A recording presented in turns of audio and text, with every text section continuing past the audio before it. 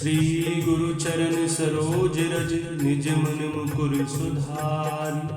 बरनहु रघुबर विमल yes जो दायक फल चारि। बुद्धिहीन तनु जानिके सुमिरहु पवन कुमार। बल बुद्धि विद्या देहु मोहि हरहु कलेश विकार। श्री रामचरितमानस पाठ बालकांड दोहा नंबर 94। जगदम्बा जहाँ अवतरी सो पुरबरन के जाई। रिद्धि सिद्धि संपत्ति सुख नित्य नूतन अधिकार। जिस नगर में स्वयं जगदम्बा ने अवतार लिया, क्या उसका वर्णन हो सकता है। वहाँ ऋषि सिद्धि संपत्ति और सुख नित्य नए बढ़ते जाते। नगर निकट बारात सुन आई। पुरखर भरु शोभाधिकाई। कर बनाव सज बाहन नाना। चले लेन सादर अगवाना। बारात को नगर के निकट आई सुनकर नगर में चहल पहल मच गई, जिससे उसकी शोभा बढ़ गई। अगवानी करने वाले लोग बनाव श्रृंगार करके तथा नाना प्रकार की सवारियों को सजाकर आदर सहित बारात को लेने चले। हर से सुरसैन निहारी। हर ही देखे अति भय सुखारी। शिव समाज जब देखन लागे। बिडर चले बाहन सब भागे। देवताओं के समाज को देखकर सब मन में प्रसन्न हुए और भगवान विष्णु को देखकर तो बहुत ही सुखी हुए। किंतु जब शिवजी के दल को देखने लगे तब तो उनके सब वाहन सवारियों के हाथी घोड़े रथ के बैल आदि डरकर भाग चले। धर धीरज तह रहे सयाने। बालक सब ले जीवो पराने। गए भवन पूछहि पितु माता। कहीं बचन भय कंपित गाता। कुछ बड़ी उम्र के समझदार लोग धीरज धरकर वहां डटे रहे। लड़के तो सब अपने प्राण लेकर के भागे।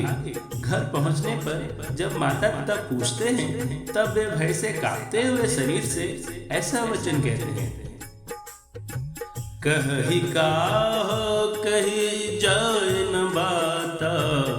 जम कर धार की धो बरियाता। बरु बोरा बसहे असवारा। ब्याल कपाल विभूषण छाया। क्या कहें, कोई बात कही नहीं जाती। यह बारात है या यमराज की सेना। दूल्हा पागल है और बैल पर सवार है। सांप कपाल और राख ही उसके गहने हैं। तन छार ब्याल कपाल भूषण। नगन जटिल भयंकरा। संग भूत प्रेत पिशाच जोगिनी। बिकट मुख रजनी चरा। जो जियत रही बारात देखत। पुण्य बढ़ते ही कर सही। दिखही सो उमा विवाह। घर घर बात अस लरकन कही। दूल्हे के शरीर पर राख लगी है। सांप और कपाल के गहने हैं। वह नंगा जटाधारी और भयंकर है। उसके साथ भयानक मुख वाले भूत प्रेत पिशाच योगिनियां और राक्षस हैं। जो बारात को देखकर जीता बचेगा सचमुच उसके बड़े ही पुण्य हैं और वही पार्वती का विवाह देखेगा। लड़कों ने घर घर यही बात कही। समुझ महेश समाज सब जनन जनक मुस्काई। बाल बुझाए विविधि विधि निडर हो डरु नाही। महेश्वर का समाज समझकर सब लड़कों के माता पिता मुस्कुराते हैं। उन्होंने बहुत तरह से लड़कों को समझाया कि निडर हो जाओ, डर की कोई बात नहीं है। ले अगवान बारात ही आए, दिए सब ही जन वास सुहाए। मैना शुभ आरती सवारी, संग सुमंगल गावही नारी। अगवान लोग बारात को लेवा लाए। उन्होंने सबको सुंदर जनवा से ठहरने को दी। मैना ने शुभ आरती सजाई और उनके साथ की स्त्रियां उत्तम मंगल गीत गाने लगी। कंचन थार सोबर पानी, परछन चली हरहि हरसानी। विकट वेश रुद्र जब देखा, अबलन उर भय भयउ विशेषा। सुंदर हाथों में सोने का थाल शोभित है। इस प्रकार मैना हर्ष के साथ शिव जी का भक्षण करने चले। जब महादेव जी को भयानक वेश में देखा, तब तो स्त्रियों के मन में बड़ा भारी भय उत्पन्न हो गया। भाग्य भवन पैठी अति त्रासा, गए महेशु जहाँ जनवासा। मैना हृदय भयो दुख भारी, लीनी बोल गिरीश कुमारी। बहुत ही डर के मारे भागकर वे घर में घुस गए और शिव जी जहाँ जनवासा था वहाँ चले गए। मैना के हृदय में बड़ा दुख हुआ। उन्होंने पार्वती को अपने पास बुला लिया। अधिक स्नेह गोद बैठारी, श्याम सरोज नयन भरे बारी। जहि विधि तुम ही रूप अस दीना, तेहि जड़ बरु बाउर कस कीन्हा। और अत्यंत स्नेह से गोद में बिठाकर अपने नील कमल के समान नेत्रों में आंसू भरकर कहा, जिस विधाता ने तुमको ऐसा सुंदर रूप दिया, उस मूर्ख ने तुम्हारे दूल्हे को बावला कैसा बनाया। कस कीन बरु बोरा, विधि जे तुम ही सुंदरता दई। जो फल चाहे सुर तरु सोबर, बस बहु रही लागही। तुम सहित गिरते गिरो, पावक जरो जल निधि महु परो। घर जाओ उपजस हो, जग जीवत विवाह न हो करो। जिस विधाता ने तुमको सुंदरता दी, उसने तुम्हारे लिए बर बावला कैसे बनाया। जो फल कल्प वृक्ष में लगना चाहिए, वह जबरदस्ती बबूल में लग रहा है। मैं तुम्हें लेकर पहाड़ से गिर पड़ूंगी, आग में जल जाऊंगी या समुद्र में कूद पड़ूंगी। चाहे घर उजड़ जाए और संसार भर में अपकीर्ति फैल जाए, पर जीते जी मैं इस बावले वर से तुम्हारा विवाह ना करूंगी। भई विकल अबला सकल, दुखित देख गिरि नारी। करी बिलाप रोदत बदती, सुता स्नेहु संहारी। हिमाचल की स्त्री मैना को दुखी देखकर सारी स्त्रियां व्याकुल हो गईं। मैना अपनी कन्या के स्नेह को याद करके विलाप करती, रोती और कहती थी, नारद कर में काह बिगारा। भवन मोर जिन बसत उजारा। अस उपदेशु उमहि जिन दीन्हा। बौरे बरहि लागी तप कीन्हा। मैंने नारद का क्या बिगाड़ा था, जिन्होंने मेरा बसता हुआ घर उजाड़ दिया और जिन्होंने पार्वती को ऐसा उपदेश दिया कि जिससे उसने बावले वर के लिए तप किया।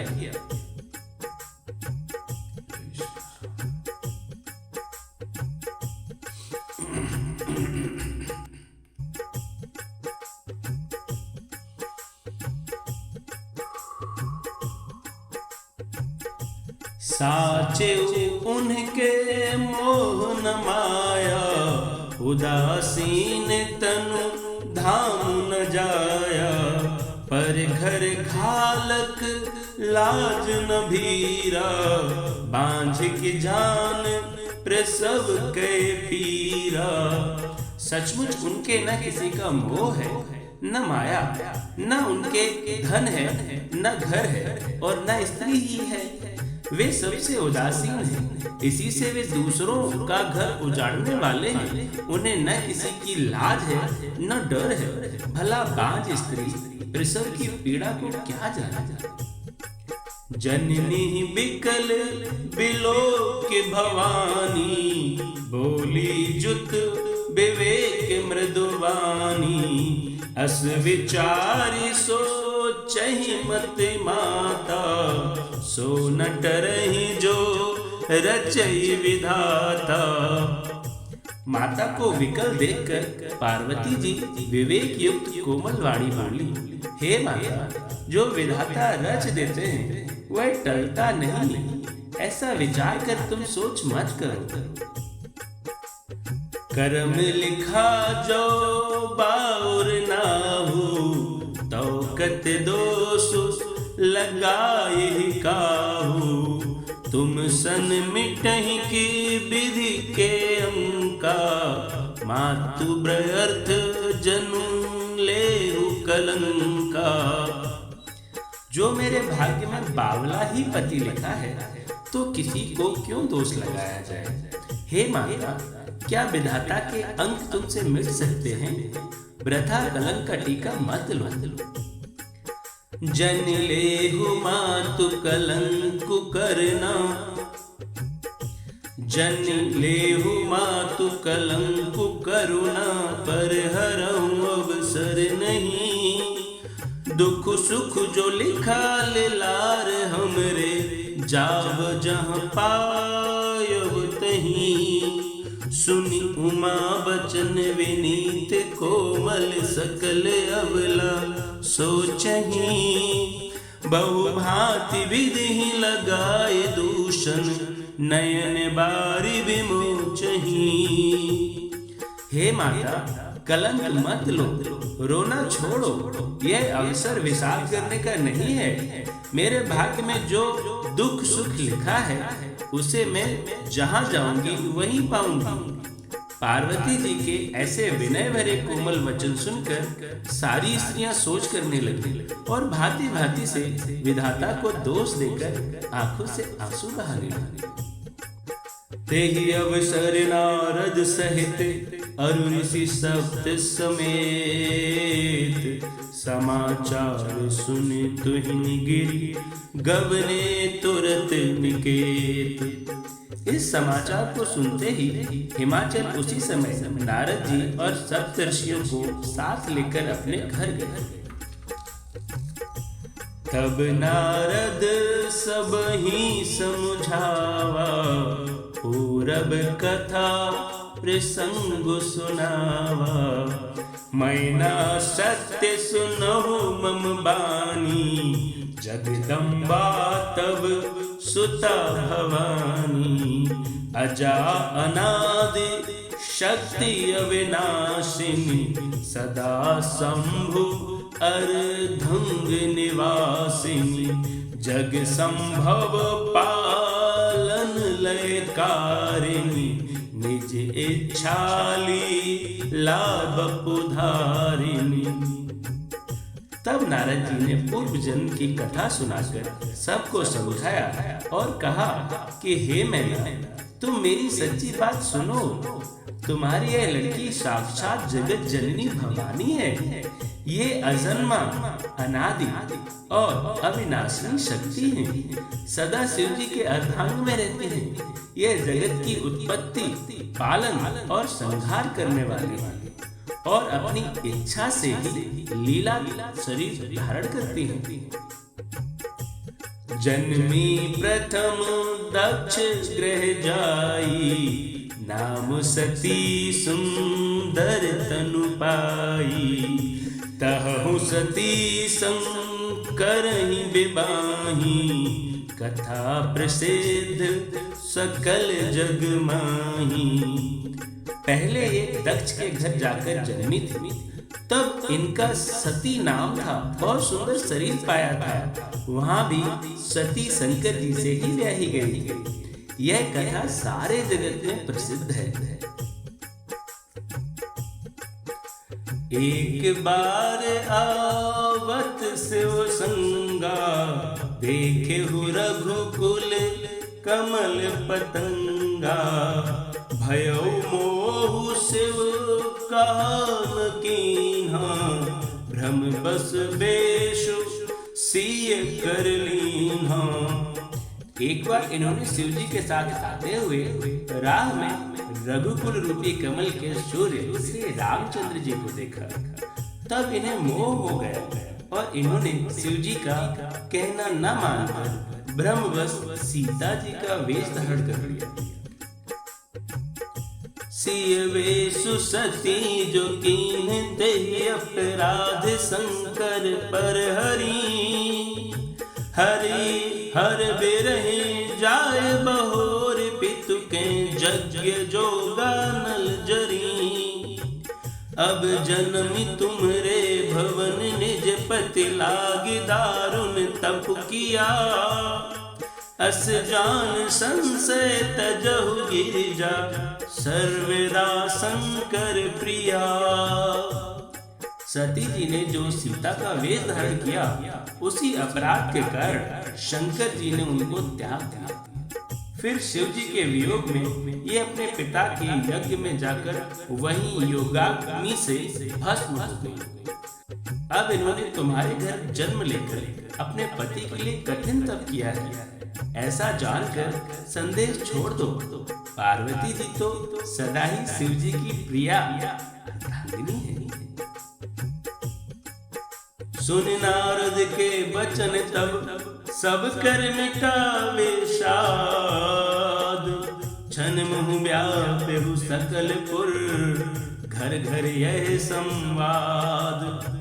तब नारद के वचन सुनकर सबका विषाद मिट गया और क्षण भर में यह समाचार सारे नगर में घर घर फैल गया।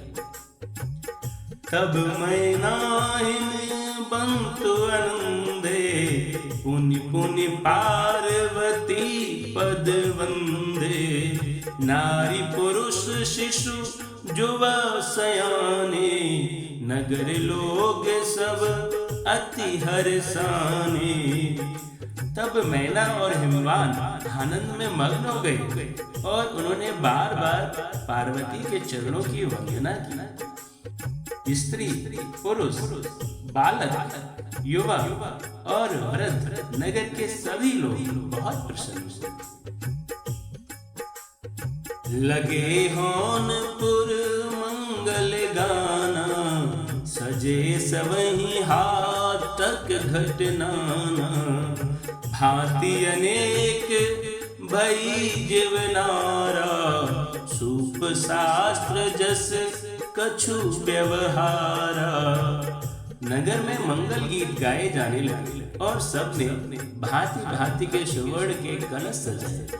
पाक शास्त्र में जैसी रीति है उसके अनुसार अनेक भांति के जेवनार हुए। पाक शास्त्र में जैसी रीति है उसके अनुसार अनेक भांति की जेवनार हुई, अर्थात रसोई बनी।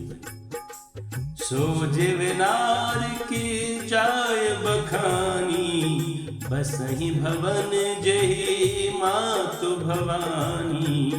सादर बोले सकल बराती, विष्णु विरंच देव सब जाति। जिस घर में स्वयं माता भवानी रहती हो, वहाँ की जेवनार यानी भोजन सामग्री का वर्णन कैसे किया जा सकता है। हिमाचल ने आदर पूर्वक सब बरातियों को, विष्णु, ब्रह्मा और सब जाति के देवताओं को बुलवाया। विविध पाती बैठी जीवनारा, लागे परोसन निपुण सुआरा। नारी वृंद सुर जयवत जानी, लगी देने गारी मृदुवानी। भोजन करने वालों की बहुत सी पंक्तियां बैठी, चतुर रसोई परोसने लगी। स्त्रियों की मंडलियां देवताओं को भोजन करते जानकर कोमल वाणी से गालियां देने लगी।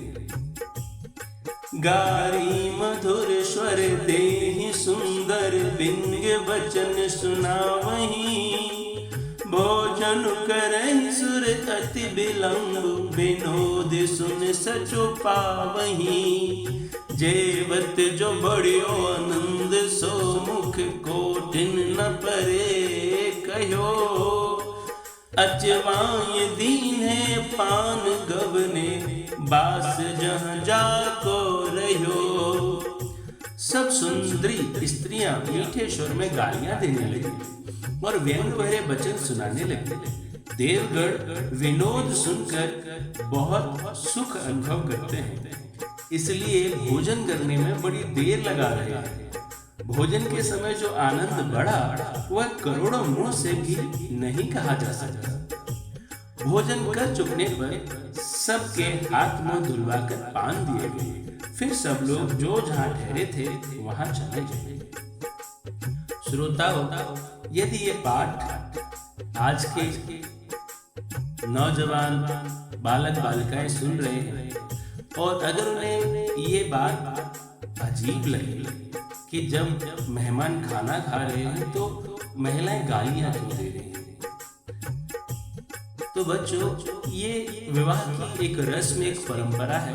जब बाराती लोग भोजन कर रहे होते हैं उस समय जो लड़की पक्ष की ओर से महिलाएं होती हैं वो उन्हें गाने के रूप में गालियां गाती हैं। मतलब गालियों को इस तरीके से बोला जाता है कि वो गाना होता है, ढोलक बजा करके गाया जाता है। तो इसमें आश्चर्य न करना, आज भी ये परंपरा हमारे देश में बहुत सारे क्षेत्रों में पालन की जाती है। बहुरी मुनिन हिमवंत कम, लगन सुनाई आए। समय बिलो की विवाह कर, पठई देव बुलाए। फिर मुनियों ने लौटकर हिमवान को लगन पत्रिका सुनाई और विवाह का समय देखकर देवताओं को बुला भेजा। जय श्री जय शिव शंकर। श्रोताओं, आज का पाठ इतना ही। अपना ख्याल रखिए। फिर अगर आपको रामचरितमानस का पाठ